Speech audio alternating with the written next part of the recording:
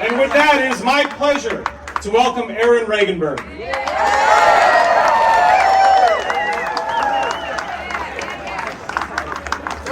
Well said. Well done. Good job. Oh my God, I cannot tell you how inspiring it is to see so many beautiful people standing up today.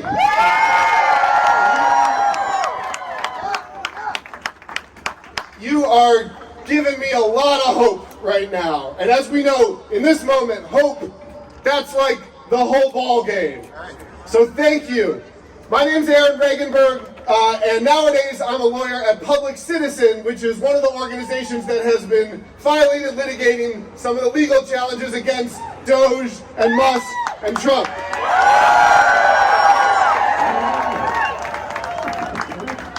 And like Asim, I want to direct us for a moment to think about another power grab attempt that occurred recently on the global stage.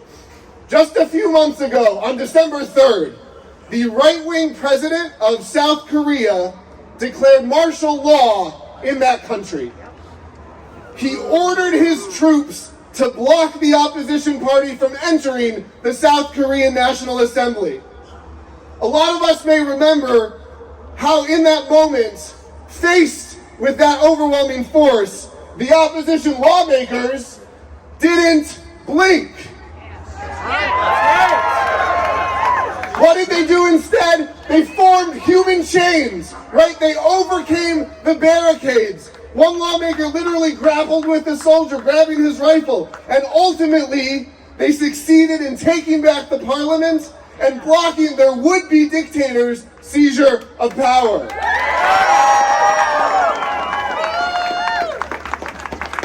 Vigorous opposition to tyranny is possible.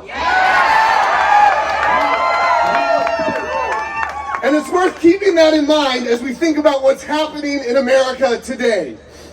Elon Musk is taking control over the fundamental payment apparatus of the United States Treasury.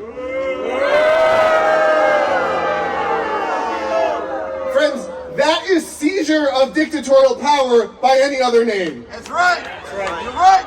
We're talking about a corrupt and unaccountable billionaire deciding what government bills get to be paid and what don't, right? Being able to delete the files that control your Social Security payments or the funding to your kid's childcare program, right? To unilaterally shut down a congressionally created agency or to cut off all the payments to, I don't know, a blue state like Rhode Island, right? This is unimaginably dangerous, and the longer that Trump retains this access to our payment system, the harder it will be to undo the code changes that his henchmen are making.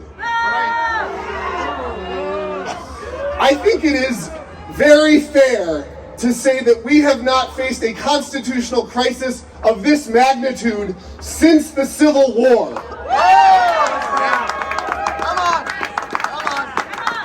And unfortunately, Democrats here have been a lot slower in responding to this crisis than their counterparts in South Korea. Now, the good news is, this does seem to be starting to change.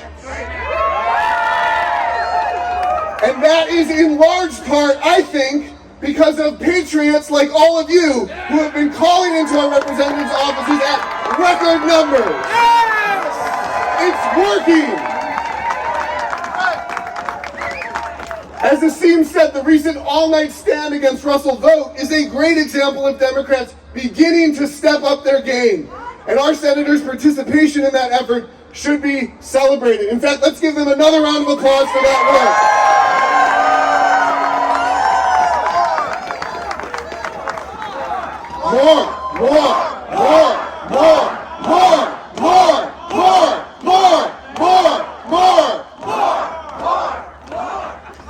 And another piece of good news, Democrats' increasingly strong messaging on Elon Musk seems to be making a difference, right? His approval rating has taken a big dive recently. It's one more piece of evidence that actually engaging in adversarial politics works, right? Publicizing and opposing the horrific things this administration is doing rather than just accepting them can shift public opinion. We can make a difference. Shut it down! Shut it down! Shut it down! Shut it down! Shut it down! Shut it down! Shut it down! Shut those motherfuckers down! Yeah! What the fuck? Yes, shut it down. That's the point, right? Because in the midst of this truly unprecedented threat of Musk's takeover of Treasury, in this moment, we are here to say respectfully but firmly, we need even stronger leadership.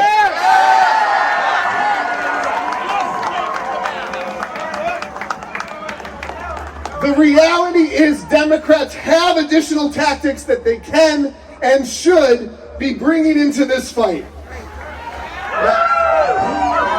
Now that applies first to our congressmen, and it's worth noting to them that in the United States Senate, impeachment motions are privileged, meaning that any Democrat in the House can bring articles of impeachment against, say, an administration official who's openly flouting a court order, and then they can force a vote on that motion by the full House. If nothing else, embarrassing the few remaining moderate Republicans into having to defend this utter lawlessness. Every House Democrat has the power to do that.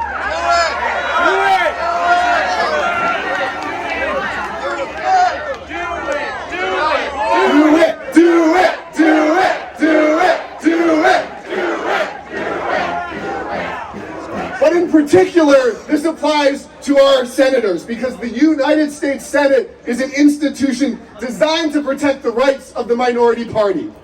That means that Democratic senators like our Jack Reed and our Sheldon Whitehouse have an arsenal of procedural tools they could be using to disrupt and delay this out-of-control MAGA agenda. Use them! Use them!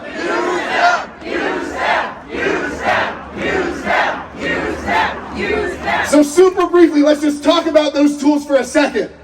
First, Democratic senators could place a blanket hold on all Trump nominees until the crisis at Treasury is resolved.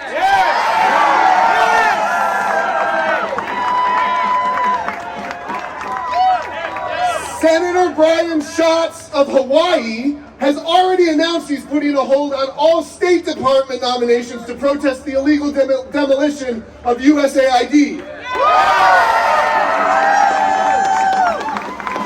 Now, I don't know about you, but I don't see why Hawaiians should be getting stronger leadership in this moment than Rhode Islanders are. And we are asking Senators Reid and Whitehouse to join this action and extend it to all of Trump's nominations. Shut it down! Shut it down! Shut it down! Shut it down! Shut it down! Shut it down! Second, we are asking for the denial of unanimous consent. And I know we're getting a little nerdy here, but just stay with me. Unanimous consent is the framework by which the Senate operates. So technically, all of the basic day-to-day functions of the Senate, from scheduling votes to moving bills forward, they all require time-consuming procedural steps, roll call votes, debates, the whole glacial shebang. It takes up a lot of time, and that's why senators generally agree or unanimously consent to skip over all these procedures. But here's the thing, they don't need to agree to that.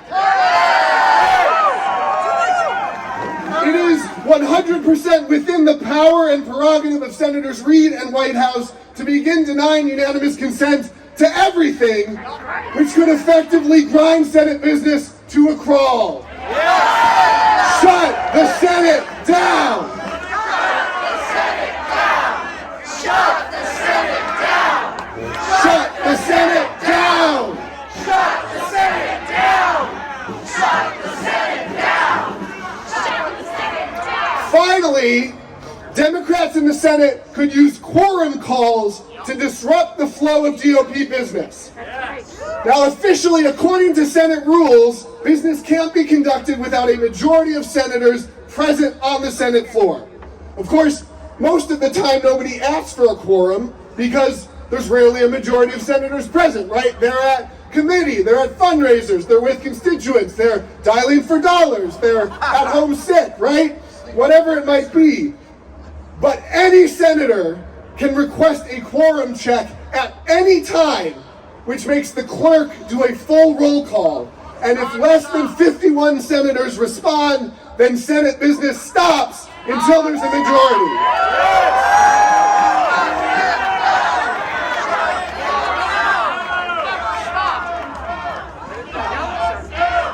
Shut it down! Shut it down! Shut it down! Shut it down! Shut it down! Shut it down! Now, these aren't tactics to be used for everyday run-of-the-mill disputes, right? And to be clear, none of them are actual solutions, right? An effective majority can still overcome these strategies eventually. Make them do it. But make them do it! Thank you! These are actions that could force the GOP to fight for every single destructive step they want to take. And we are here today to make clear to our senators, we think that matters. Right? Because the slower we can make them go, the less they can destroy. And the more time that we can demonstrate the depravity of Musk's attempted coup to the public. It's a simple idea, right? When you're in a 5-alarm fire, you use every tool at your disposal to slow it down. Slow it down! Slow it down! Slow it down! Slow it down! Slow it down! Slow it down! Slow it down! Now, listen, I know we have been through a lot since November, right? I'm sure like many of you, I took the time to get off social media, right? To try to ignore the news for a while. We have done our grieving. We have done our spiraling. Now, it is time to shake the numbness off.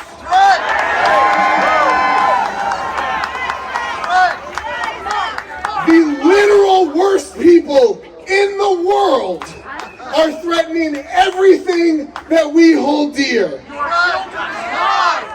And like every would-be tyrant in history, they want us to think that we're powerless to do anything about it. But you know what?